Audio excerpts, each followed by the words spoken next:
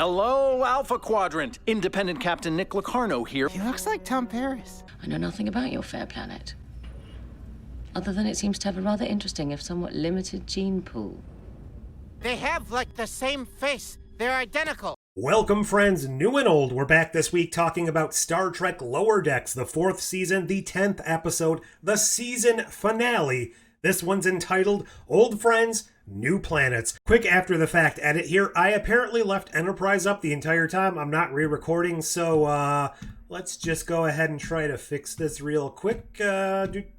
Just pretend that was there the entire time. Sorry. Now, before we actually get into the episode, there will be spoilers ahead, so if you don't want those, consider this your final warning.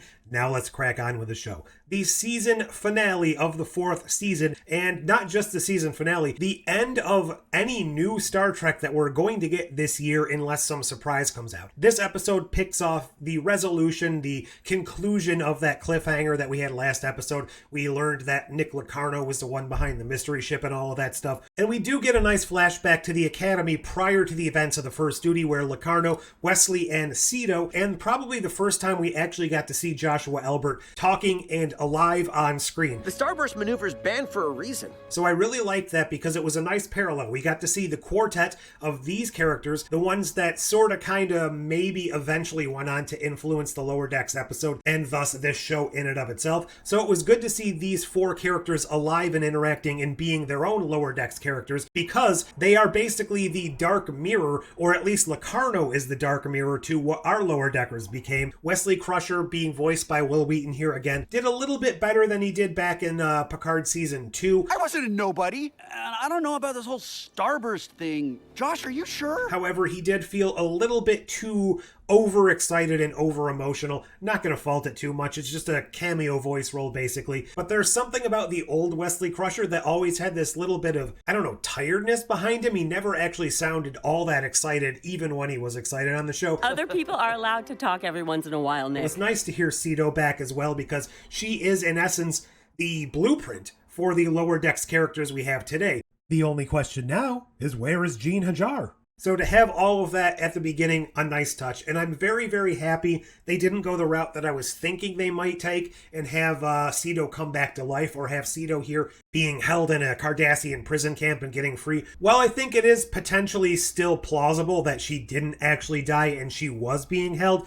I do like the fact they didn't bring her back here as a quasi-villain or anything, because that would have just kind of undercut the sacrifice that we felt back in that original Lower Decks episode. And even though it would have been a nice little confrontation between Mariner and Cito, the person that she was feeling all of this survivor's guilt over, I do like the way that they did it here with having Locarno be kind of the stand-in for that. So I am very glad they didn't reveal to us that Cito was still alive and, part of Locarno's plan or anything. Now, maybe if he was trying to bring her back to life or change the past, that could have been interesting as well. But I think the more straightforward, he never got over the being kicked out of Starfleet. He never got over the feeling that he was not necessarily superior, but he was like head of his class. So he had all of this untapped potential, and he just kind of felt like the old guard, the rules were weighing him down. And because of that, he was obviously drummed out of the service for the accident that killed Joshua Albert, but he also felt that he was being wasted, and they never really let all the true potential of these up-and-coming, really good people stand out. So he's now recruiting this Nova fleet in order to go out there and achieve their greatness in this unaligned fleet where nobody's in charge except, of course, obviously he's in charge because he's this narcissist. There was no real resolution to that planet where all of the higher-ups were being kept last episode. Mariner was abducted from it, and we just kind of left it by the wayside. It was mentioned here, of course, but we didn't get to see any of those characters involved in this storyline whatsoever. And I don't know if that would necessarily have improved the episode, but it just felt a little bit like a dropped plot point to have all of these captains and first officers and superior officers of this fleet of now rogue mutineers, I guess you could call them. It was mentioned at the very end that these crews are still out there, these unaligned people have fled, so potentially that will be a plot point that's going to be picked up later on, that's going to be maybe this Maquis-esque type of a thing. And I think that, coupled with a couple of other instances, is what really leads me to feel like this should have been 3 episodes, Or if not 3 episodes, they should have sprinkled the reveal in throughout the rest of the season a bit more than they did. Because as it stands, there was no real way for us as fans to determine what was behind everything this season. So to have 2 episodes, really only this final one, delving into the backstory and giving us the motivations and having everything come to a head,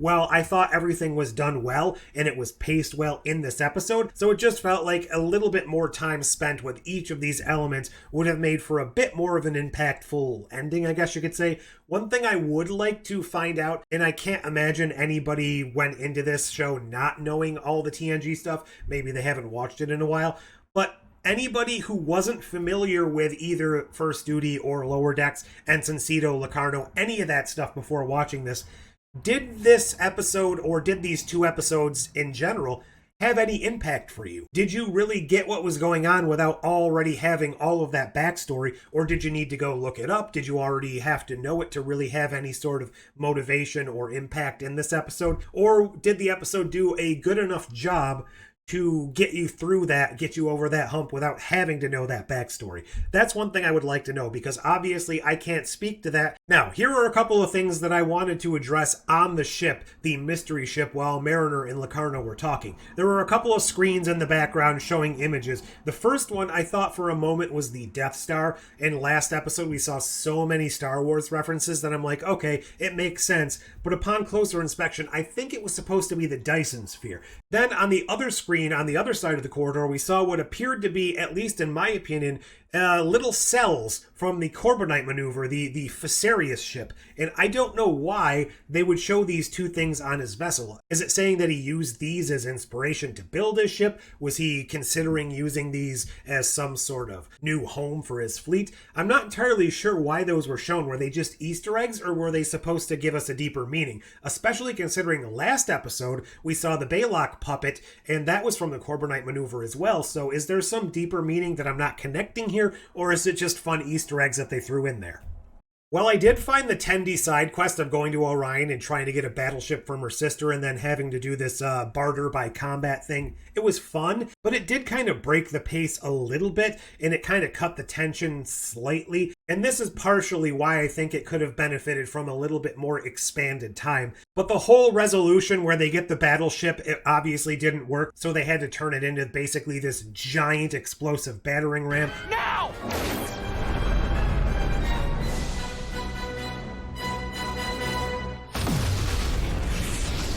We got to see a captain's yacht in use, which was great. I thought all of that worked, and especially the little, the end game where Tendi now has to leave Starfleet, leave the Cerritos after rescuing her friend and getting everyone back together to go back to Orion and join her sister. I can't imagine that's going to stick for the long term. And I can't be the only one, but at the very end of the episode when they showed her transferring over to the Orion ship, she had that little moment and she walked towards the camera and we saw the stars behind her.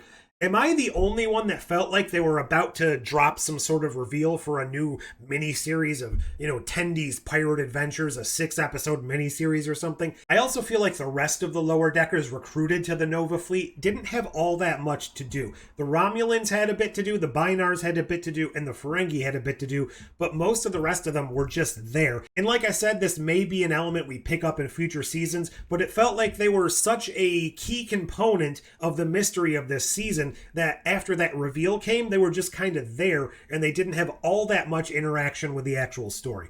Okay, this episode very heavily referencing and featuring Wrath of Khan imagery, background gags, obviously the Genesis device, the whole sensor's not working that well in a nebula while Mariner's trying to hide from Locarno, although he's no Khan. I thought it was very poetic. Because we never got that turn of Locarno becoming an actual supervillain, I did feel a little bit sorry for him at the end, like he could have been turned, he could have been rehabilitated, possibly, but he ended up dying, and he got that immortalization that he always hoped for at the end by being turned into the new Genesis planet, which is going to be known as Locarno. And if you notice, when the Genesis device exploded, in all that imagery we saw in Wrath of Khan, we got to see that Culvert starburst. So I thought that was a nice touch. Did it actually make sense in the universe for the Culvert starburst to actually come out of the nebula while it was forming into a new planet? Not really whatsoever. And this is Lower Decks. Almost none of what they do actually makes logical sense. Overall, there were some really nice character interactions, especially the Rutherford-Tendi relationship kind of in the background. T'Lyn deciding to stay on the ship even though it looked like her old captain was probably calling to give her job back. I liked that. And of course, one of the better parts of this episode, Captain Boimler. I've got this, but I want you back to take command when you're done. You and me both.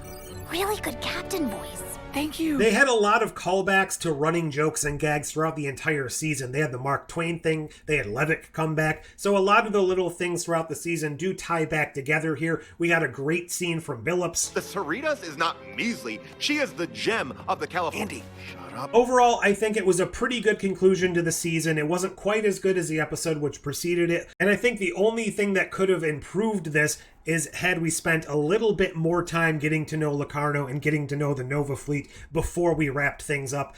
But that's just my opinion. What did you think of this episode? Any ups or downs that I left out? Was there anything else that you noticed? Is there anything you hope for the future of this show? And how long do you think it'll be before we actually get that future of the show? Leave all your thoughts down below. Like, share, subscribe. Do all those YouTube things. But until next time... What about Cito? She died for no reason. She gave her life for what she believed in. You can't take that from her.